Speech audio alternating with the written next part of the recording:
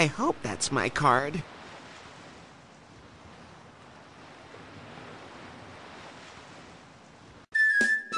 And now, the proud little Seaman Lounge presents our version of Disney's Mr. Lincoln. Welcome to Great Moments with Mr. Clinton, starring our little audio animatronic answer to the deterioration of respect for the office of the President of the United States, Willy! Thank you, thank you, thank you. And let me just say this. Thank you. I am your president. Hey, wait a minute now. I haven't even started the jokes yet. And now, without any further to-do, here comes the hilarity. How do you recognize Al Gore when he's surrounded by Secret Service agents? Easy. He's the stiff one. Now, here's something for you folks to ponder. You know what I say to Hillary right before sex? See you in an hour, honey. Huh, but seriously, folks. One day I was jogging along the beach, as I am wont to do, when I found a lamp. I rubbed it, the lamp that is, and a real genie appeared. I was amazed. "What is your wish?" he asked. "Isn't it obvious?" I replied. "Peace in the Middle East. See this map? Make these countries stop fighting each other." The genie looked at the map and then looked at me. "Damn it, man, I'm good, but I'm not that good. These countries have fought for thousands and thousands of years. It just can't be done. Make another wish." Well, I thought about it, and then it struck me I knew exactly what I wanted. You know my wife, Hillary? I want you to make her the most beautiful woman in the world, and I want you to make everybody like her. And do you know what that genie said? Here, let me see that damn map. Enjoy the veal. I'll be here all week. Just the other morning, I jogged down to McDonald's with Hillary's new puppy. A guy yelled at me, "Hey, Mr. President, cute puppy." I replied, "Yeah, ain't she? I got her for Hillary." And he yelled back, "Good trade."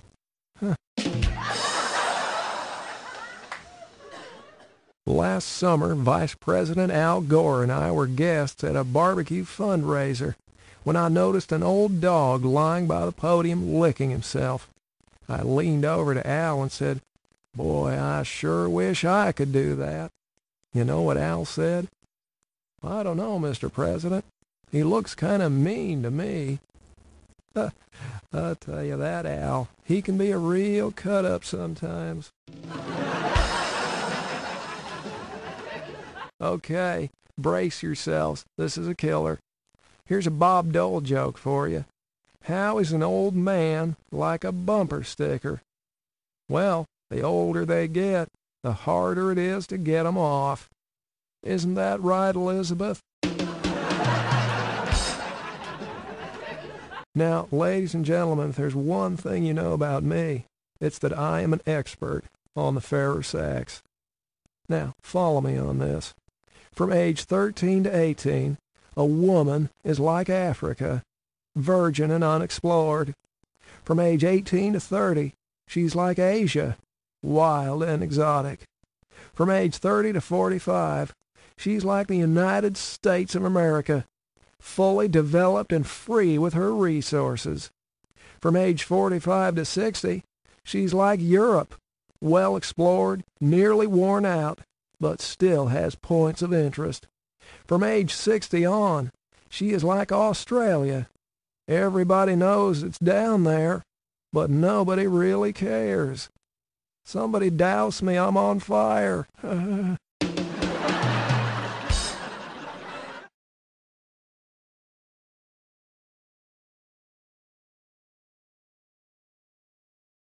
Your attention, please. Would the winner of last week's Pleasing the Captain competition please report to the infirmary at this time?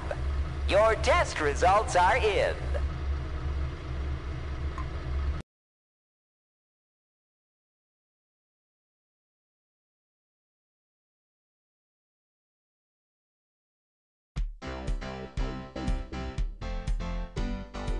Yeah, baby.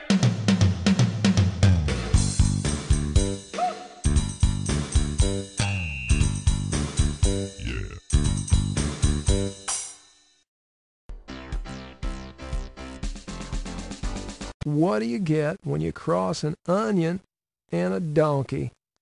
Well, most of the time you get an onion with really long ears. But every once in a while, you get an ass that'll bring tears to your eyes. And if you see one, call me on the hotline. Now, folks, stop me if you've heard this one. No, I'm just kidding. Don't stop me. An airliner went through some really violent turbulence, rough enough that the flight attendants strapped themselves in, and many of the passengers were airsick. When they finally got through it and the air calmed, the captain's voice came over the intercom. Well, folks, that was quite some ride, wasn't it?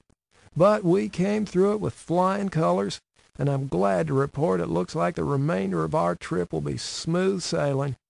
On behalf of myself and the flight crew, I'd like to thank you very much for your cooperation and extend our best wishes for a pleasant stay in Boston. Then, wrongly believing he had switched off his microphone, he said to his co-pilot, "What a friggin' ride! Man, I could use a strong cup of coffee and a blowjob right about now." As a stricken stewardess dashed up the aisle to inform him his microphone was still on, a sweet little old lady called out to her, "Honey, don't forget the coffee." Once when I was in college, I ate a hash brownie, but I didn't swallow. You know my definition of safe sex?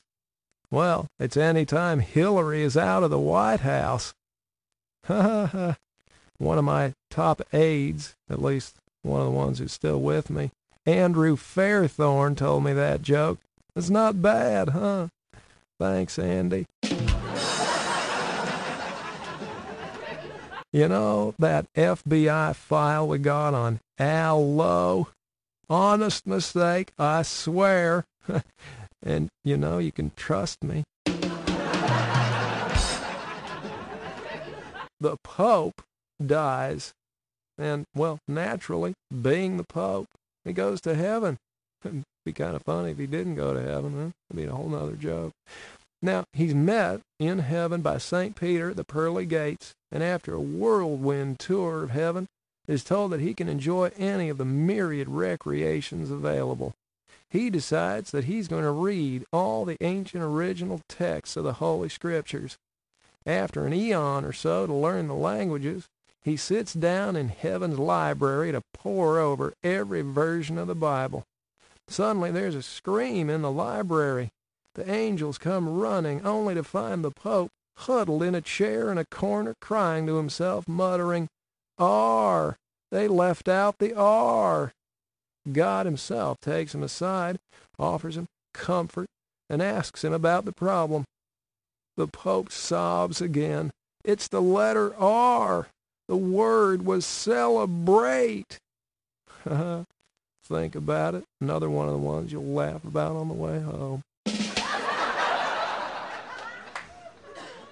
The convent is being remodeled, and 2 nuns are assigned the task of painting the library. Mother Superior cautions them not to get even a drop of paint on their habits. After discussing this for a while, the 2 nuns decide to lock the door of the room, strip off their habits, and paint in the nude. Can you imagine such a thing? In the middle of the project, there comes a knock at the door. "Who is it?" called one of the nuns. "Blind man," replies a voice from the other side of the door. The 2 nuns look at each other and shrug, and deciding that no harm can come from letting a blind man into the room, they open the door. "Nice tits," says the man. "Where do you want me to put these blinds?" Rush Limbaugh is a big fat idiot. Oh, I don't want to talk about the book. I just love that title. Now, don't you just love those Republicans? Bob Woodward writes bad stuff about Nixon, and he's a liar. Bob Woodward writes bad stuff about Reagan, and he's a liar. Bob Woodward writes bad stuff about me, and he's a thoroughly researched journalist. Boy, I sure got the short end of that PR stick. So what if Hillary consults with the dead? What about Nancy? I say, what about Nancy? The other night, I dreamt I was the Ayatollah Khomeini. Well, then I woke up and realized that Socks was sleeping on my face. Although I had developed a strange affinity for Muammar Gaddafi. Now, ladies and gentlemen, is it just me, or does Jimmy Carville sound like a hillbilly in a blender? Now, Vice President Al Gore had been working lots of late nights with me. Tipper, his lovely wife, decided to give him something to come home for. She bought a pair of crotchless panties. You know what I'm talking about. And when Al came walking in, there she was, sprawled across the sofa with her new purchase clearly displayed. "Don't you want a little of this, honey?" she purred. Al took one look and said, "Not after what it did to those panties."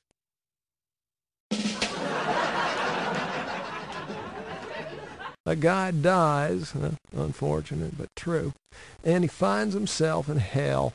He's totally depressed.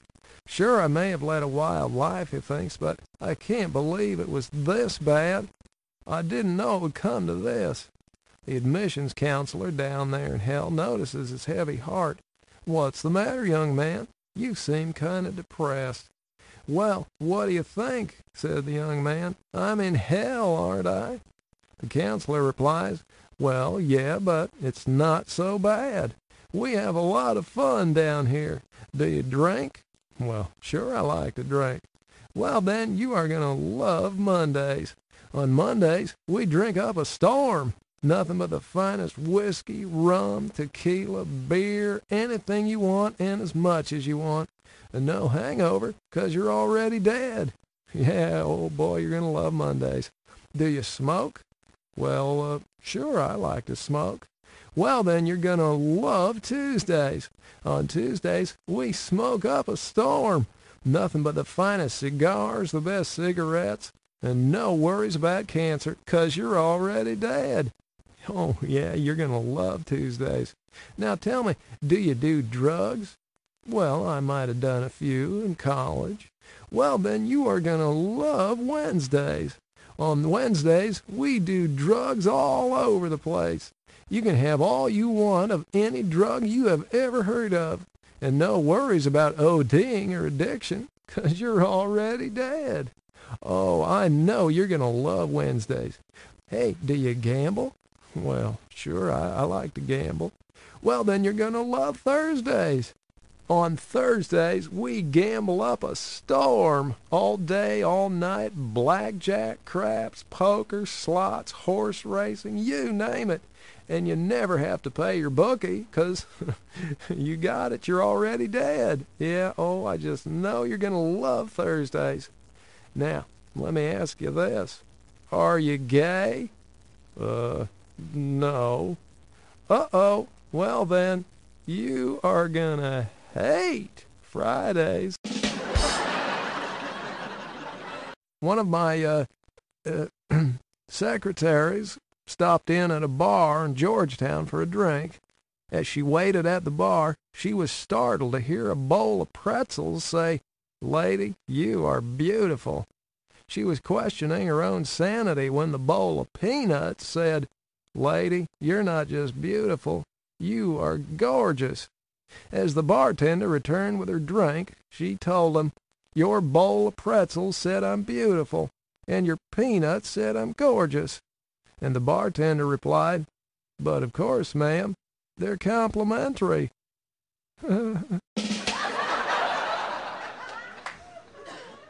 Now, I knew this guy, who shall remain nameless, back in Little Rock, who called his wife one evening and said, "Honey, I've been invited to spend a week fishing with some of my best customers, but they're leaving right away. Could you pack my clothes, my fishing gear, and, oh, don't forget my blue silk pajamas. I'll be home in a few minutes to pick 'em up." An hour later, he flew into the house, grabbed his stuff, and raced off. A week later, he returned. His wife asked him, "Did you have a good week, dear?" "Oh, yes, honey, it was great." "But you didn't pack my blue silk pajamas." His wife smiled and said, "Oh, yes, I did. They're in your tackle box." It's okay, folks. I know you're laughing inside. When I was in grade school, my teacher played a game. She said, "I'm holding something behind my back that's long and hard and has a pink tip." I quickly raised my hand. "Is it a pencil, teacher?" "No, little Billy," she said, "but I like the way you're thinking." So I put my hand down my pants and said, "Teacher, I'm holding something in my pocket that's round and hard and has a head on it." She cried, "All right, that's it. You're going straight to the principal's office, Billy." "Wow," I said, "it's only a quarter, but I like the way you're thinking." When I was young, I wanted to become a priest until I found out what nun meant. Why do men have belly buttons? So co-eds have a place to park their gum on the way down. What did the doctor say to the man who was nervous about being circumcised? "Well, it won't be long now." The room service waiter delivering breakfast was greeted by a beautiful young woman in a see-through nightie. As soon as he closed the door, she pounced on him, ripped off his clothes, and screwed his brains out. Afterwards, when they were dressed, she said, "Oh, here, I almost forgot," and she handed him $1. "What's this for?" he asked. "Oh, this morning when I asked my husband what should I tip the waiter, he said, 'Screw him, give him $1.' When we were both in college, Al Gore and I went to Fort Lauderdale for spring break. But when I finally found Al, he was very, very sad. "Man, I'm just not getting any. What am I doing wrong?" So I told him, "Put a potato in your pants. It gets them every time." The next day I saw him again. "Having any luck, Al?"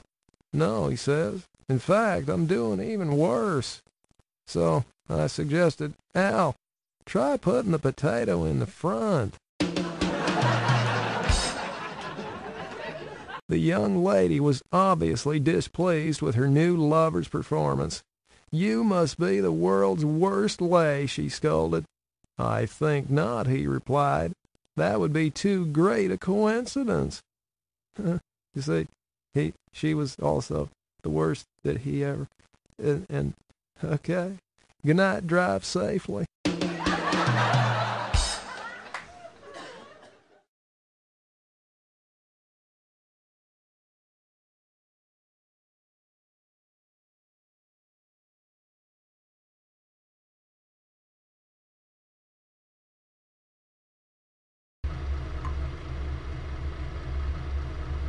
Whoever removed random message 22, please report to security immediately. A young lady answered a personal ad in the paper and arranged a date with a nice-sounding man. At the appointed hour, the doorbell rang, but when she opened the door, she got a big surprise. The nice-looking fellow standing there had no arms or legs. "Hi, I'm the guy from the ad in the paper." Yes, but," she protested. "Oh, you've probably noticed my physical challenges. But look at it this way. Since I have no arms, I can't hit you. Since I have no legs, I can't run around on you." She considered all this. Well, perhaps, and you are quite attractive, but can you satisfy my needs? She said. Well, I reached the doorbell, didn't I?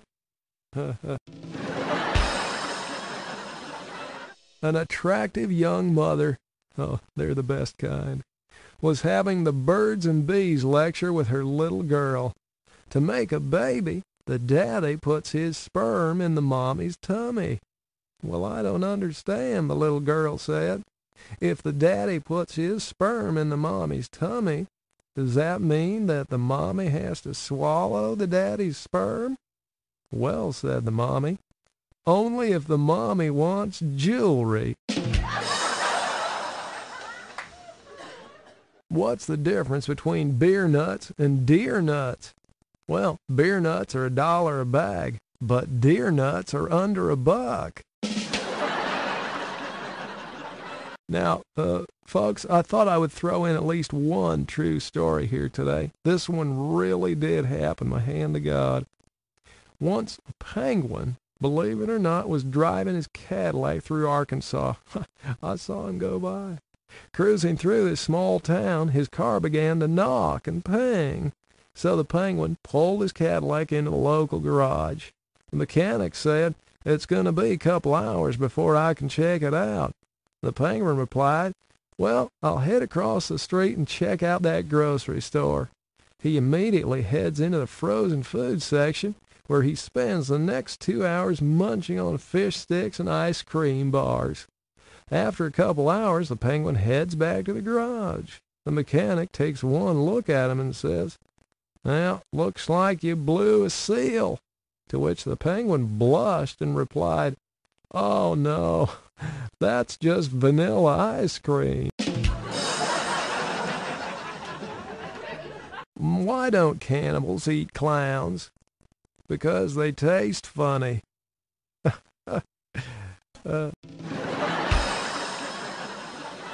You know how a French woman holds her liquor? By the ears. What's the difference between Hillary with PMS and a pit bull? High heels and lipstick. A lot of lipstick. Now this one is Al Gore's favorite. A male and female whale are swimming off the coast of Japan when they pass under the very whaling vessel that killed the male's father 5 years before.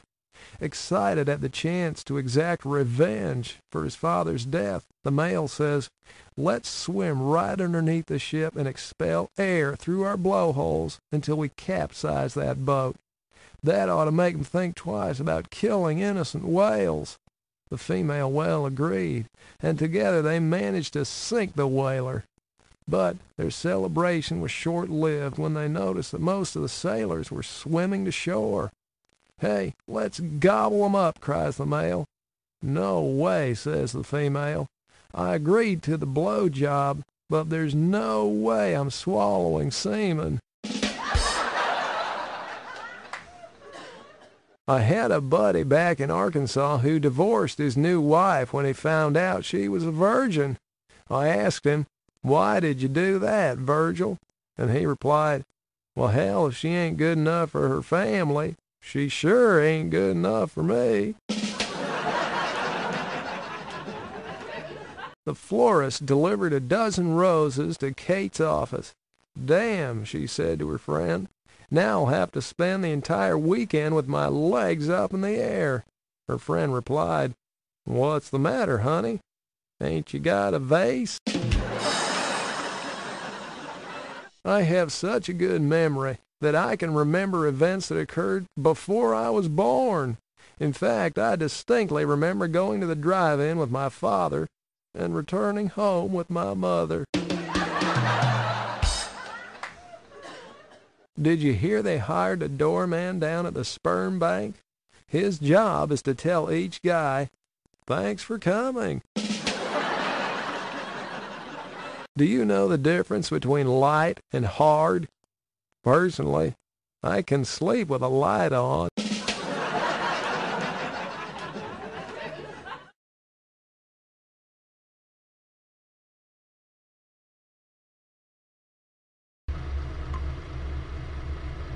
Your attention, please. Megan, report to the scuba tank immediately.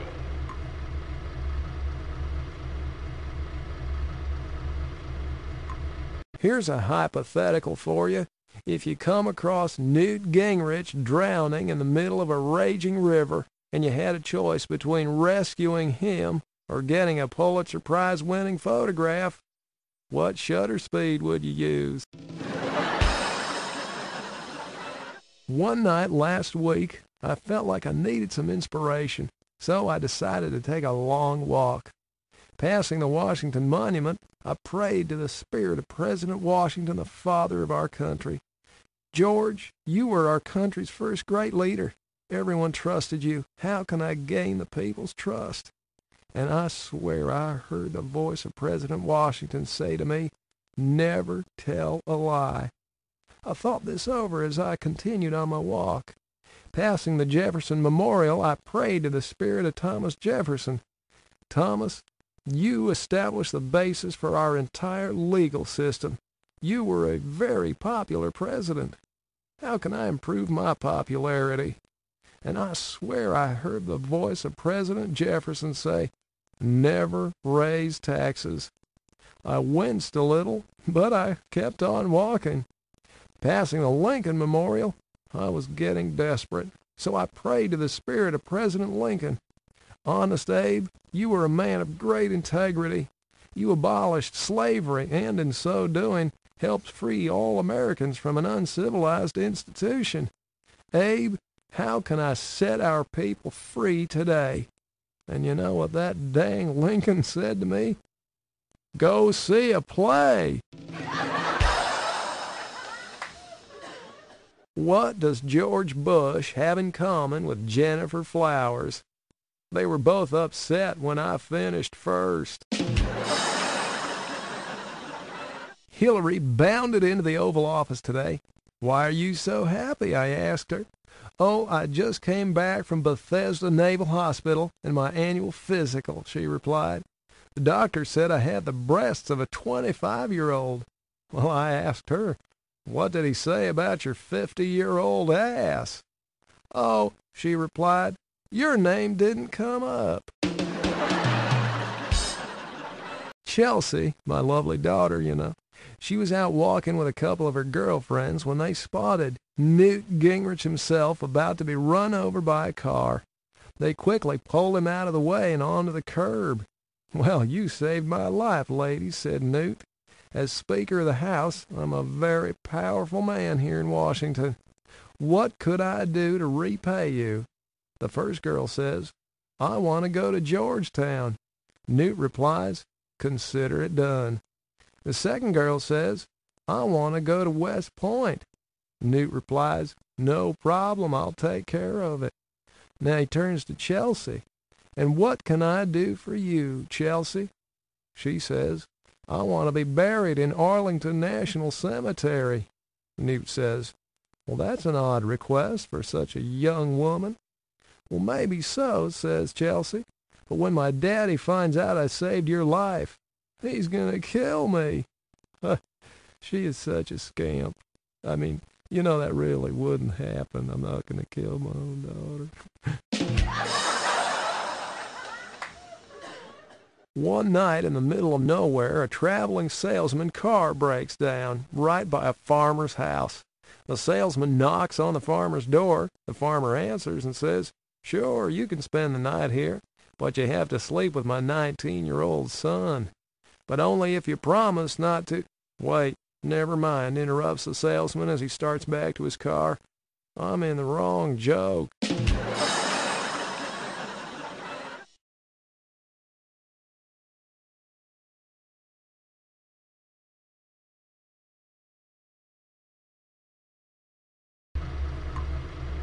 Your attention, please. Bill has just won the all-night disco marathon competition.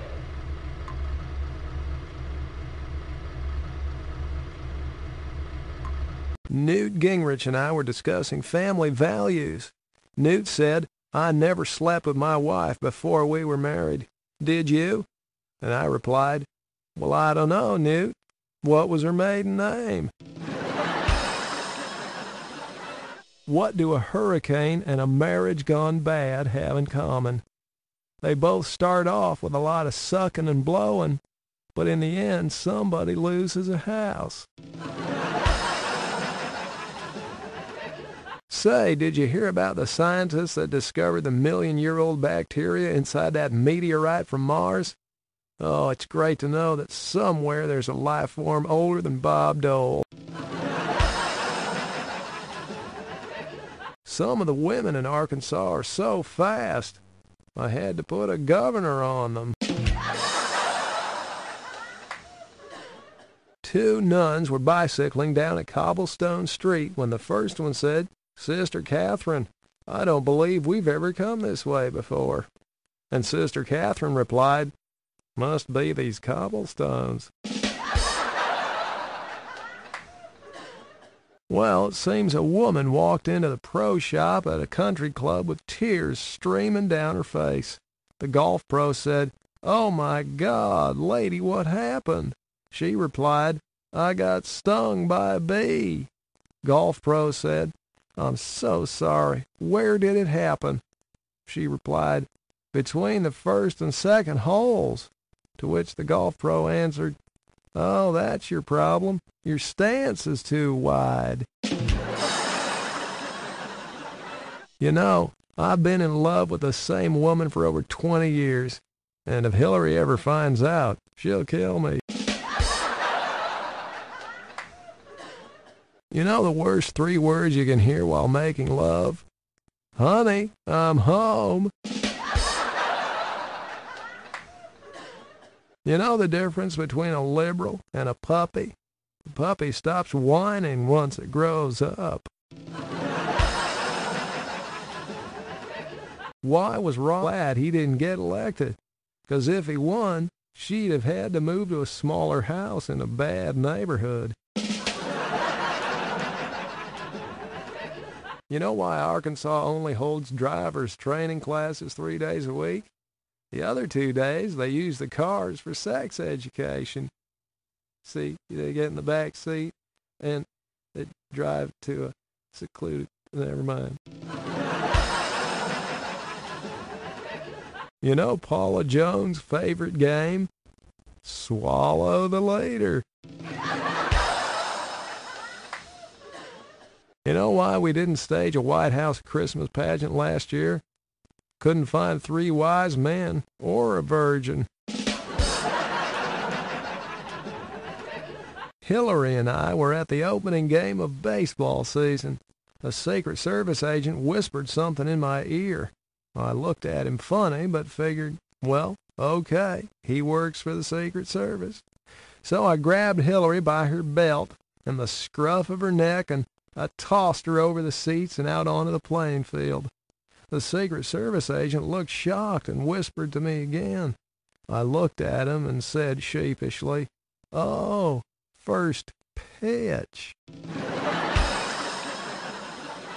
Other than me, you know the best thing that ever came out of Arkansas? Interstate 55. The Senate held a spelling bee, and the finalists were Dan Quayle, Ted Kennedy, and Bob Packwood. You know who won? Dan Quayle. Yep, he was the only one who knew that harass was 1 word. What's the difference between a porcupine and a limousine filled with lawyers? On the porcupine, all the pricks are on the outside. Rush Limbaugh and Janet Reno found themselves alone on an elevator. Janet grabbed the stop button and pulled it out, stranding the pair between floors. She stripped off her clothes, threw them on the floor, and ordered, "Rush, make me feel like a real woman." So Rush took off his clothes, threw them on the floor, and ordered, "Iron and fold these." You know why Al Gore abolished coffee breaks for civil servants? Took too long to retrain them. See, in the 10 minutes it took to drink a cup of coffee, they would virtually forget everything that they ever Okay, moving on.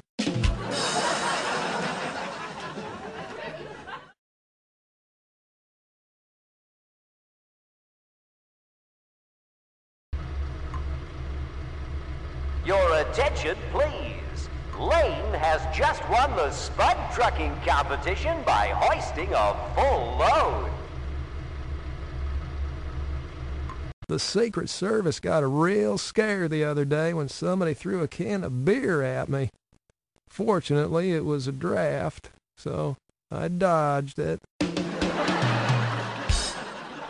I'd like to state categorically that there's absolutely no truth at all to the vicious rumor going around that at my inauguration I had the Marine Band play "Inhale to the Chief." Hey, did you hear about the blind prostitute? Well, you gotta hand it to her. You know how Las Vegas is different from Washington, D.C.? In Vegas, the drunks gamble with their own money. You see, in D.C., they do it with yours. A man walks into a doctor's office. "Doc, you gotta help me. Do something about my voice." "Why, certainly, sir. Take off all your clothes and hop up here on the examination table." "Whoa, never mind. I can see exactly what your problem is. You suffer from penile elongation." "Is it serious?" "Oh, it's a simple operation. We'll just shorten you a foot or so. You'll still have plenty left to live a full, rewarding life." And so he did. About 3 months later, the same guy returned. "Doc, remember that operation you did? I kind of miss, the way I used to be. How about sewing part of that back on?" To which the doctor replied, "No way. A deal's a deal." You see, the doctor's voice had changed because what he had done was he took the severed member and reattached it. Well, I think you can finish the picture for yourself. What's the difference between a tribe of wily pygmies and a girls' track team? Well, one's a bunch of cunning runts. These two explorers were on safari out in the jungle, and they got captured by a tribe of natives who dragged them back to their village and tied them up to a stake. The chief of the tribe came up to one of them, looked him in the eye face to face, and said, "I give you a choice, death or Kiki." Well, the explorer looked around and said, well, "I'll take Kiki." And the chief said, "Okay, Kiki." They untied him, they threw him down on the ground. All the men in the tribe had sex with him, and they beat him to a bloody mess with spiked clubs. The chief went up to the other explorer, looked him in the eye, and said, "I give you a choice, death or Kiki." The other fellow, he said, "Well, are you kidding? I'll take death." The chief replied, "Okay, death. But first, Kiki." It seems there were these two brothers who worked very hard on the farm every day tilling the soil. Now, one day they decided that they needed a vacation, so they went to the big city to live it up for one weekend. They had a great time in the big city, and they were driving home back to the farm on Sunday night when their truck broke down right after the sun had set. They looked around and saw that there was only one farmhouse within walking distance. They left the truck by the side of the road, went up to the farmhouse, and knocked on the front door. The farmer answered the door and said, "Yes, what can I do for you?" The brothers said, "Well, sir, our truck broke down by the side of the road, and it's too dark to try to fix it. We were wondering if maybe you had a place where we could spend the night, and we'll be out of here in the morning." The farmer looked at him and said, "Well, the only room I have is my daughter's bedroom. I suppose you could sleep on the floor, but I don't want any hanky-panky or monkey business in there. Two brothers agreed. They said, oh, sir, don't worry. We're gentlemen. We just want to sleep. We'll be out of here when the sun rises. So they're in the daughter's bedroom on the floor with blankets, trying to go to sleep, when the daughter, who was in the full flower of her girlhood, taps one of the brothers on the shoulder and says, hey, would you like to roll in the sack with me? And the brother looks around and says, well, sure, why not? The daughter says, now, you wouldn't want to catch anything, and I wouldn't want to get pregnant, so I want you to wear this. She hands him a condom. He puts it on, jumps in the sack, and has a roll in the hay with the lovely daughter. When they're finished, the daughter taps the other brother on the shoulder and says, your turn, good looking. But I don't want to get pregnant, and you don't want to catch anything, so wear this. She hands him a condom. He puts it on, jumps in the sack. They roll in the hay. He gets back down on the floor and goes to sleep. Now, early the next morning, they get up with the sun. They fix their truck, and they're on their way. Father never knew anything about it. A couple weeks later, the brothers are out in the field, tilling the soil. One of them turns to the other and says, hey, you remember that farmer's daughter a couple weeks ago? The other one says, boy, do I. And the other one says, do you really care if she gets pregnant or not? And the other one says, well, no, not really. Well then, let's take these damn things off.